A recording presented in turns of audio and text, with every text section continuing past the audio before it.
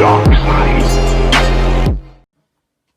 Hello everyone, what is up? It is Luke here. I'm back with a new video, and these next 3 videos are actually going to be second attempts at something that I tried to do about a month ago or so now, and those are reviews on Star Wars 6-inch Black Series figures. And the first Black Series 6-inch figure we're going to be taking a look at is actually an updated version of an old one, and it's Darth Maul, a very, very cool Black Series 6-inch figure, and a very sought after one these days. So there's just a general look at him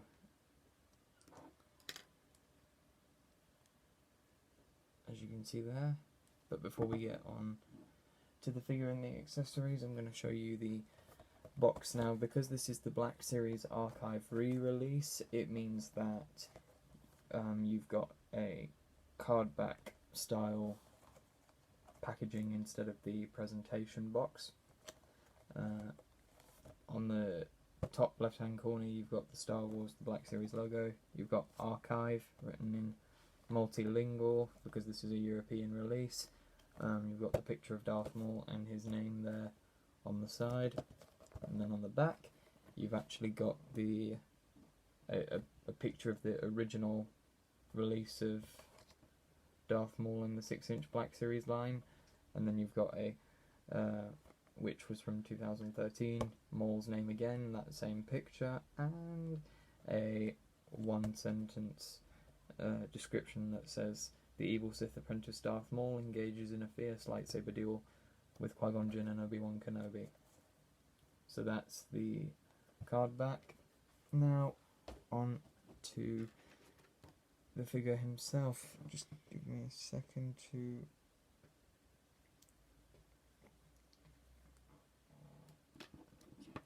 connect the saber. And here is Maul. So starting off, you've got a very cool head sculpt there with my iPad probably doesn't pick it up very well, but you do have bright orange for the Sith eyes, and you've got slightly tan coloured horns along Maul's head there, and then what saves an otherwise very bland outfit is the amount of detail that's gone into the layers, because you can see detailing of the individual strands of the outfit along the front. Of course, you've got the belt with detailing of creases there, and then you're down to the tunic where you've got more creases depicted, and the tunic area is a combination of both cloth and somewhat flexible plastic, so then that way it doesn't interfere with posability. And again, you've got a bit more of that on the trousers, and it's probably not, it's not as clear on the boots, but you do have some more details going on there. And then on the back, there aren't as many subtle creases on the back as there are on the front. It actually kind of looks as if the tunic is, it sort of looks as if it's swaying to one side with the direction that the creases are going in. And of course you can see the buckles on the back there. Just moving that back round. And in terms of the colour scheme, it's, with the exception of the head, it's just a combination of matte black throughout most of the outfit, but then for the belt, gloves and the boots it's more of a glossy black.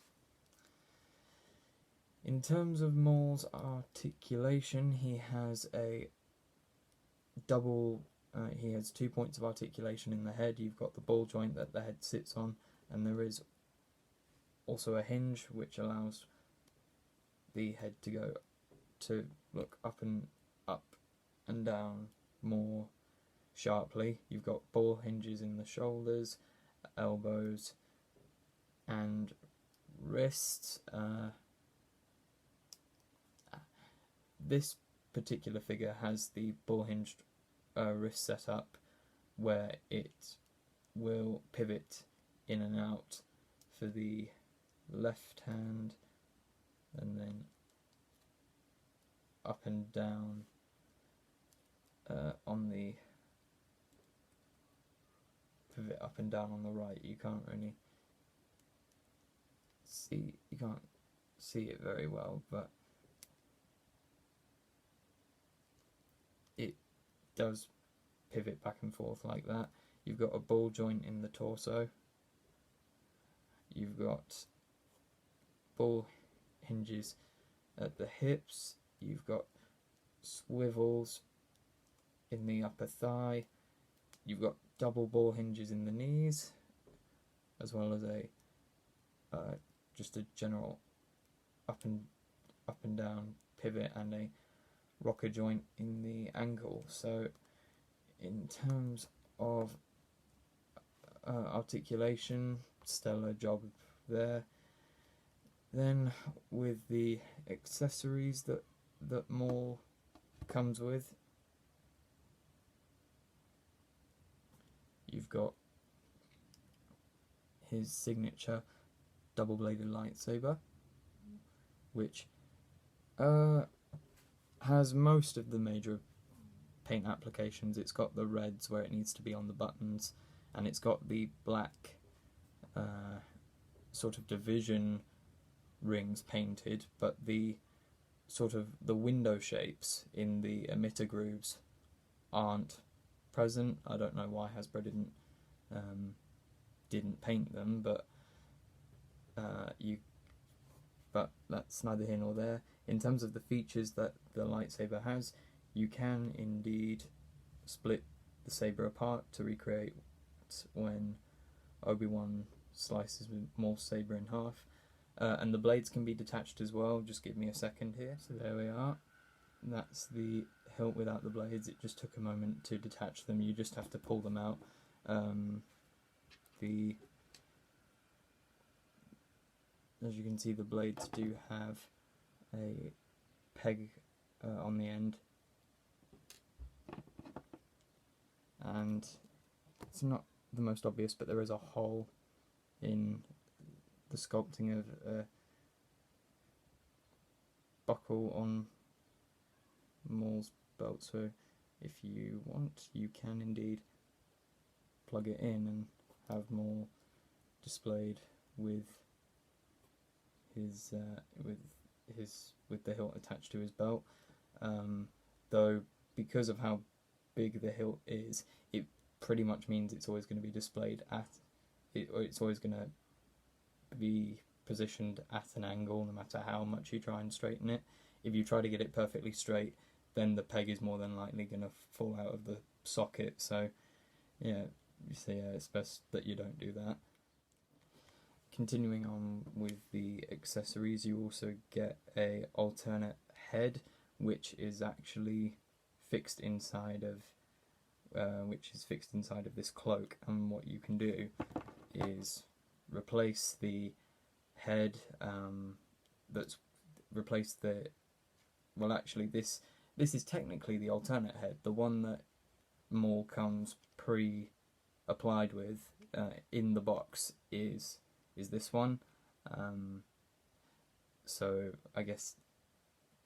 technically this head is an accessory, but basically what you do if you want to use this head is to just pop this head off the socket, and then feed the arms through the sleeves, and then attach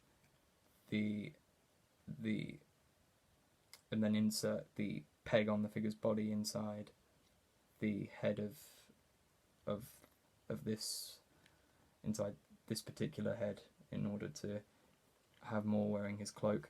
I'm very tempted not to do it actually, because as I said, these 3 videos are re-recorded attempts of doing these figure reviews, and the first time I did this, well, the review ended up being over, I'm pretty sure it ended up being over 20 minutes because of the fact that I had tried to put this on during the first take, and yeah, it took me several minutes because of the horns on this head being very sharp, and then having to try and fiddle about to get this head attached. So I'm not very keen on wanting to do that this time around, but you can do that.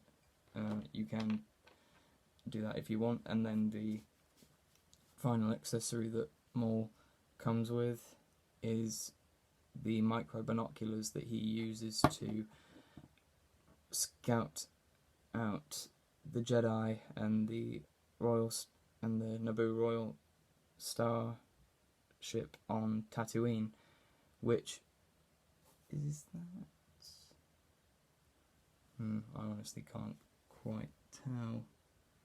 It seems as if there are some golden highlights, as if the binoculars have aged slightly, or maybe it's just sort of a golden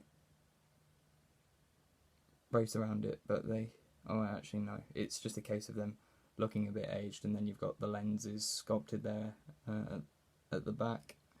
And in case you're wondering, no, it's not possible, unfortunately, to have more on display using these with both hands. You can only do it with the one, so that's a bit of a shame, but what you're going to do. But yeah, guys, this is the Black Series 6-inch archive re-release version of Darth Maul.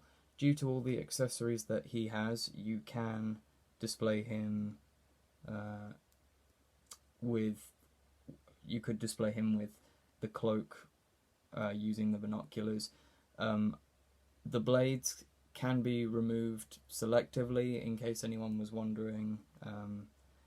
So you can have Maul with the cloak on and only have one saber, or one blade of his saber ignited when he fights a certain someone on Tatooine, who will be the subject of my next review. Or you could have him, as I do here, in what I guess you could call his Duel of the Fates mode, with his cloak off and his saber fully ignited. Or you can just have Maul displayed with the one lightsaber. The choice is yours, really, as to how you want to display him. I give this guy, honestly, I'd say I give him a perfect 10. Unfortunately, both the original presentation box release and the archive re-release fetch a pretty penny, so you'd have to do a fair bit of searching if you want to get one at a decent price if you don't already have him. But if you do already have him, count yourself lucky, because he's not the easiest to find. Anyway, guys, that's going to do it for this review of the Black Series 6-inch Darth Maul. I hope that you enjoyed it, and we'll be taking a look at the Black Series 6-inch Qui-Gon Jinn next. So until then, goodbye, you've been warned, and may the Force be with you.